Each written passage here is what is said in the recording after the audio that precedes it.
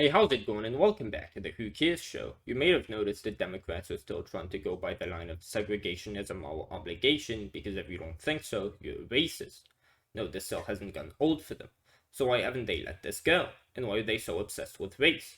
I mean, technically, there's just one human race, but I think that would be a pretty disingenuous line to go by, since languages evolve and everybody knows when someone is talking about race, they're typically referring to someone's skin color. But the fact remains there is no disparity in IQ function-wise, as there is no reason to have one. Black and white isn't like men and women, a sex and a gender that are separate. No, when we're talking race, there is only a disparity in visual appearance. So then you ask, why the disparity in IQ? Well, Australians have a different race, or is this a cultural problem? Well, it turns out the answer is in poverty. And what do you know? In America, black people are on average poorer than white people. Shut up, racist. No, it's true. You can look it up for yourselves. The reason for that, of course, is that we had segregation just 2 generations ago, which means that for those of us who were black, chances are our grandparents never got a chance to participate in the meritocracy system we now have, and they climb up the ladder, bringing their family along with them.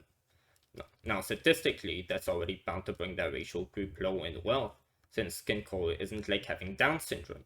It doesn't randomly happen to anyone's kid, it's genetic. In fact, the darker skin tone is a genetic component to Darwin's theory of evolution. Since Africa is closer to the equator and ultraviolet radiations are extremely toxic to the body, oftentimes causing skin cancer, black people have evolutionarily adapted to become more resilient against skin cancer from the sun, and indeed they are. But since not we but other more primitive people with no reason to bear any white guilt over, use this darker skin tone as precedent to exploit them, because that's what humans usually do. They're cruel and unaccepting, yet also curious and collaborative.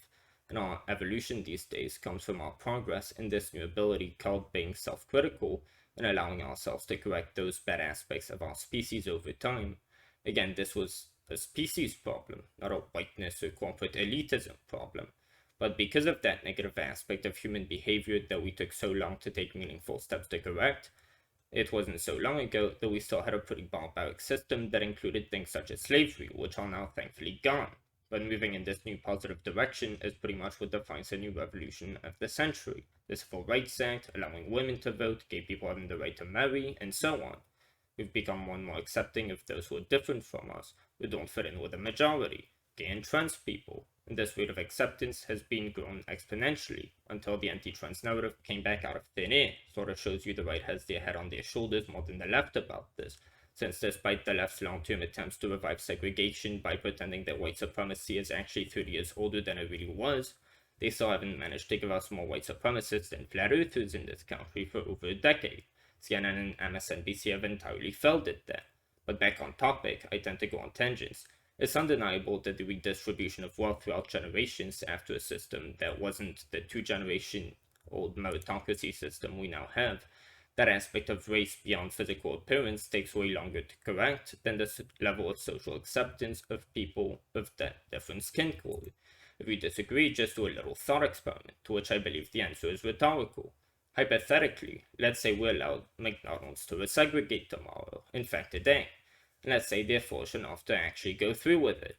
How long do you think it would take today for McDonald's to go bankrupt? Get boycotted by literally every single customer and potentially new employee that might come their way. They could have a business that runs on unnecessary suffering, death, and exploitation. That's perfectly fine to most people, clearly. But let's say they're workers, not slaves, resegregated. How long? White supremacy rule, the United States. Really? Yeah, I didn't think so. However, poverty does also tend to come with a culture attached to it. And when the culture 2 generations ago was, we're living in scrams, we don't deserve to be, but we're unable to get to any better place because these cruel people are excluding us, it's hard to think that culture is going to go away in just 2 generations when, unlike racism against minorities, there was no social pressure to end or clarify / update said narrative. This indeed was the case 2 generations ago. People had every reason to feel that way then, and every right to be mad over it. But fast forward 2 generations later, and some of these people's grandchildren, the black people of today's generation, probably still live with them. Still hear the justified hatred their grandparents let out, except a lot of them exploit their grandparents' suffering to equate it to themselves, because you learn pretty quickly that this version of the victim card can be very useful in today's society. Again, not because of race, because of species. Narcissism and self-pitying are aspects of natural human behavior that we are actually not doing anything to move away from. That's why the middle class is too self-pitying, to look down at the homeless people they're ignoring instead of looking up at the elites that control them, when they have way more influence over potentially changing the lives of the third class, hopefully for the better, than any of the elites' lives. It's much more fun to be mad and self-pitying. And I don't think it's a bad faith choice. I think it's genuine indoctrination mixed with these negative aspects of our natural instincts. We how our grandparents vent their justified anger on what happened to them, and since we're self-pitying and narcissistic, we self-associate with this by reducing our own selves to not the contents of our character, but the core of our skin. What a great lesson to pull from your grandparents' suffering. Seems that history class may not be all that useful after all as a replacement for critical thinking. However, there is still a margin in terms of wealth inequality between, say, white people and black people. And this culture of poverty very much does incentivize this disconnect to keep going.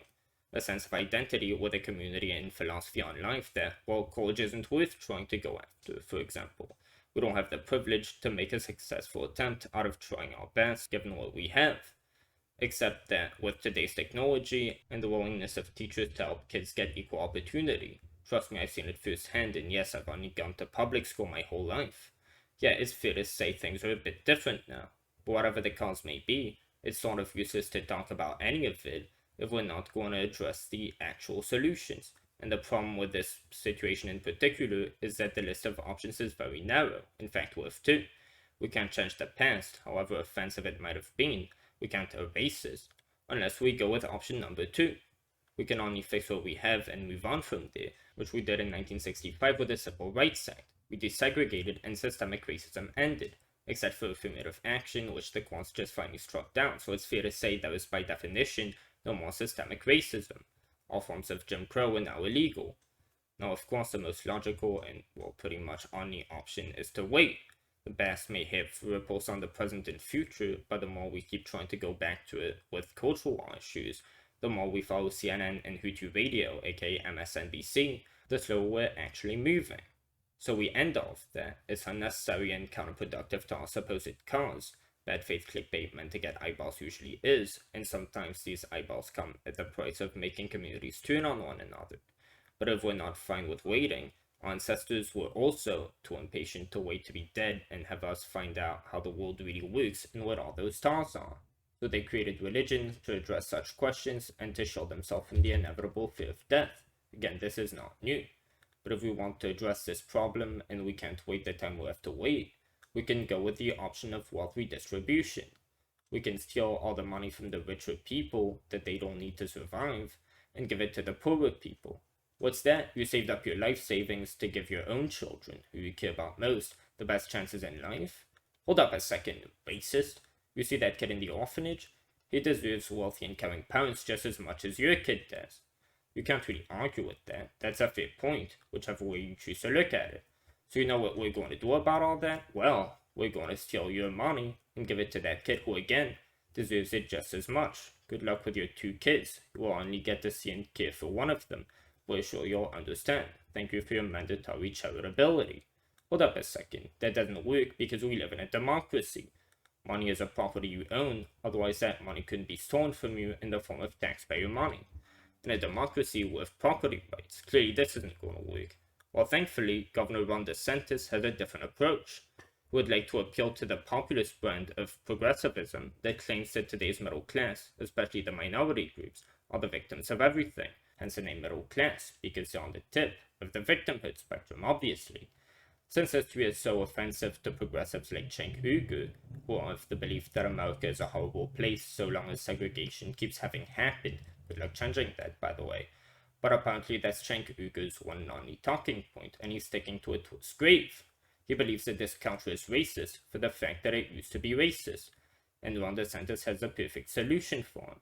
Ron DeSantis proposes to ban every book that offends Cenk Uygur, thus being all the books related to segregation and slavery. Will Cenk Uygur ever shake on that deal? It's really the only way to erase that horrible past from the history that is causing so much oppression day after day, but of course Cenk Uygur will not shake off on that deal, since it was proposed by a Republican. See the conflict of interest here? This isn't the only time the TOIT network shows themselves to be partisan hacks, but more on that on the next episode of the Who Cares show. Peace out. This is Major Steve to Diamond Pickaxe. I'm mining some obsidian, and it's taking very long. Why does it have